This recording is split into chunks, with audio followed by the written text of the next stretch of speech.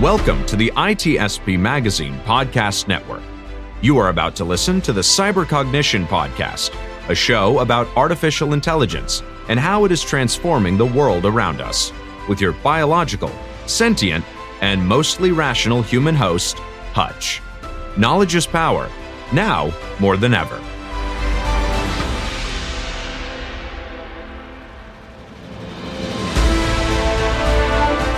Hello, everybody, and welcome to the second episode of the Cognition Podcast. As always, I am your host, Justin Hutchins, aka Hutch, and today's story begins in the Star Trek universe. And I realize that this next statement will likely alienate about half of my audience here, but growing up, I was not a huge Star Trek fan. Of the two major options, I definitely found myself more in the Star Wars camp. And that's not to say that I thought it was the superior option, it was just what happened to appeal to me as a kid. But there was one Star Trek movie in particular that really stuck with me from my childhood. And that movie was Star Trek First Contact, released in 1996. This particular movie stood out among the rest because of its uniquely diabolical antagonist, the Borg. In the movie, the Borg was a collective of cybernetically enhanced beings from various species that had been integrated into a hive-like consciousness known as the Collective. The Borg's primary goal was achieving perfection, which they sought to attain by incorporating other cultures, technologies, and species into their own through a process they called assimilation.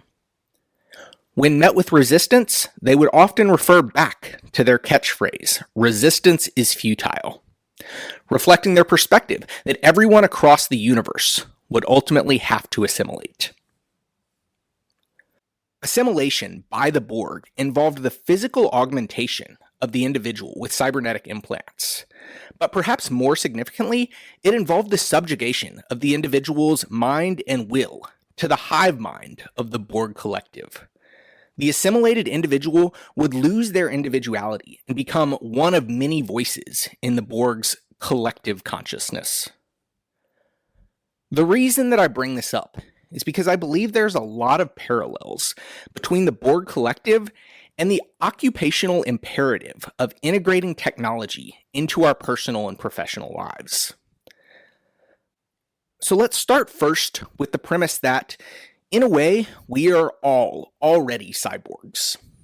In the same way that the Borg would assimilate others into their collective, we have integrated technology into our lives and become intrinsically bound to the collective knowledge repository that is the internet. In a live interview at Code Conference from 2016, Elon Musk described this symbiosis. I'm going to play a brief clip of that interview. We already have, we're already a cyborg. It's just that, you have a digital version of yourself or partial version of yourself online in the form of your emails and your social media and all the things that you do.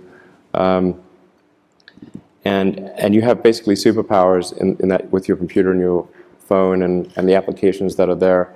You have more power than the President of the United States had 20 years ago. So you can answer any question. You can video conference with anyone, anywhere. You can send a message to millions of people instantly. You just do incredible things. In this interview, Musk suggested that we have already augmented our own capabilities through the use of technology. And this is absolutely true. In the modern era, our natural identities are intrinsically and inextricably bound to our digital identities. Our digital identity is just an extension of ourselves, established by augmenting our own capabilities through mobile computing technology and constant access to the internet and all the data within.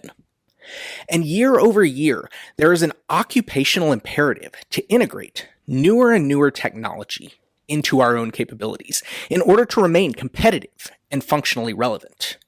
This was true of computers, the internet, mobile technology, social media, and many other forms of technology. The occupational imperative to integrate new technology is apparent both at macro and micro levels. That is to say, it's apparent both at the business level and at the individual level. To remain competitive against other businesses in the market, companies must adopt the latest and greatest technologies, or they are left behind.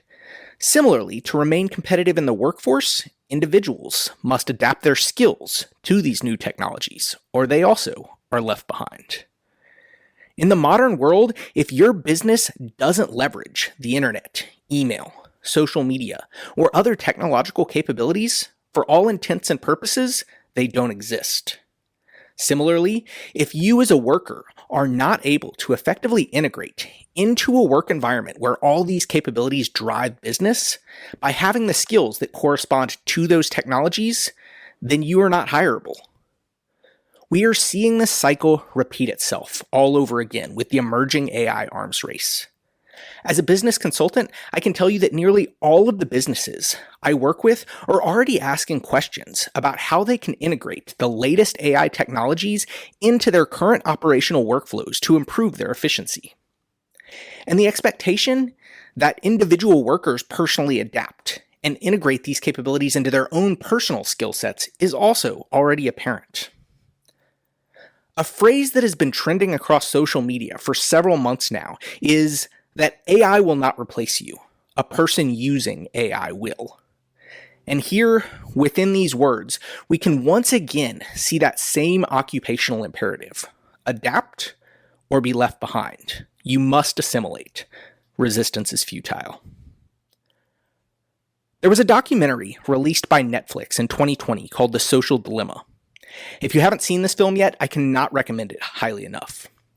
This film does a fantastic job of highlighting all of the negative impacts that have emerged as a result of the transformation of society stemming from the monetization of the previous generation of artificial intelligence and machine learning. These consequences range from the polarization of social politics, the massive increase in mental health problems, the amplification of disinformation, and of course, surveillance capitalism. The fact that we now allow the big tech industry to collect obscene amounts of data about each and every one of us, which they then use to persistently attempt to predict and manipulate our consumer behaviors. We are just now beginning to realize the extreme consequences from this first cycle of rapid AI integration into our lives.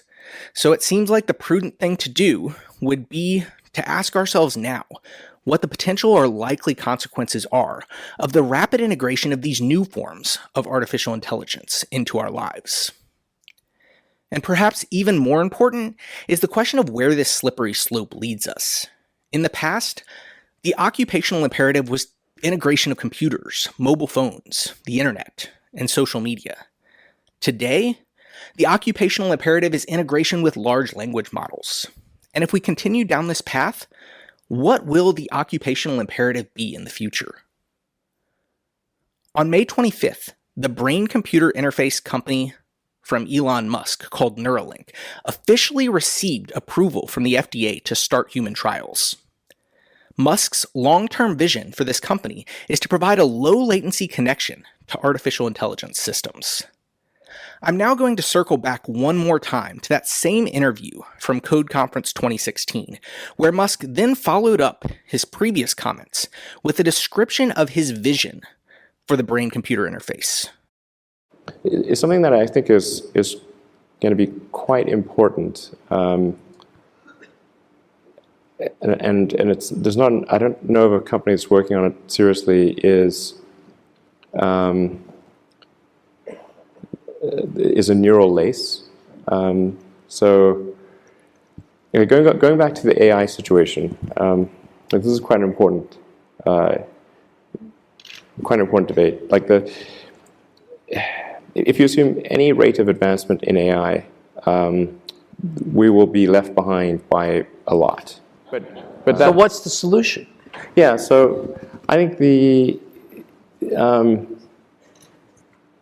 I think it's to essentially. I think one of the solutions, the solution that seems maybe the best one, is to have an AI layer.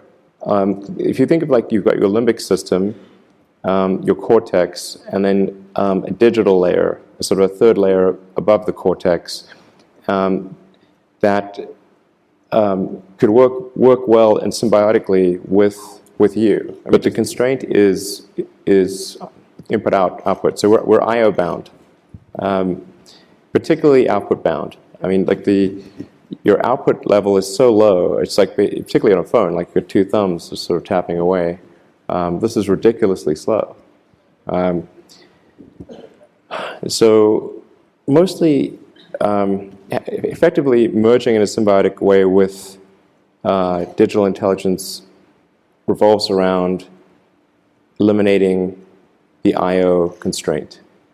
In Musk's vision, rather than having to type a question into a web interface to get an answer from a system like ChatGPT, your input will be dictated by thought. And rather than having to read a response from the system output will be cognitively available to you as if it was your own thoughts. You will have unrestricted cognitive access to all recorded knowledge by simply thinking about it. In this way, it's not hard to imagine a potential long-term trajectory that is something akin to a universal consciousness.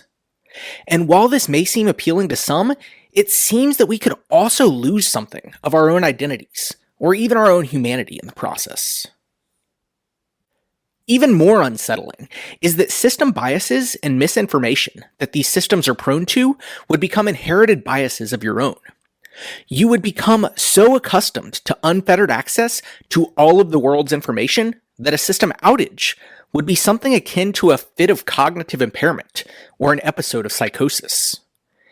And yet, as unsettling as this vision of the future is, it would also likely be paired with the same occupational imperative. To be competitive, you will have to assimilate. If you do not adopt the brain-computer interface, you will be replaced by someone who does. Adapt or be left behind. And as always, resistance is futile. If we continue down this path and adapt our lives repeatedly with each new revolutionary technology, then the human experience over time is going to continue to become drastically different than it once was. Perhaps we need to ask ourselves if our repeated compliance with this imperative is setting a potentially dangerous precedent. Where does this road lead us? And is there a possibility that we lose our humanity, in part or in whole, at some point along the way? And that's all for today. As always, this is Hutch, broadcasting from the last bastion of the human resistance. Thank you all for listening, and we will catch you on the next one.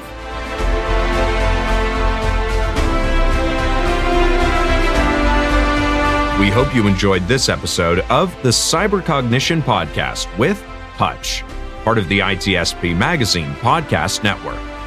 If you learned something new and this conversation made you think, then add this show to your favorite podcast player. Subscribe to the ITSP Magazine YouTube channel and share the ITSP Magazine Podcast Network with your friends, family, and colleagues. If you represent a company and wish to connect your brand to our conversations and our audience, visit itspmagazine.com to learn how to sponsor one or more of our podcast channels. We hope you will come back for more stories and follow us on our journey.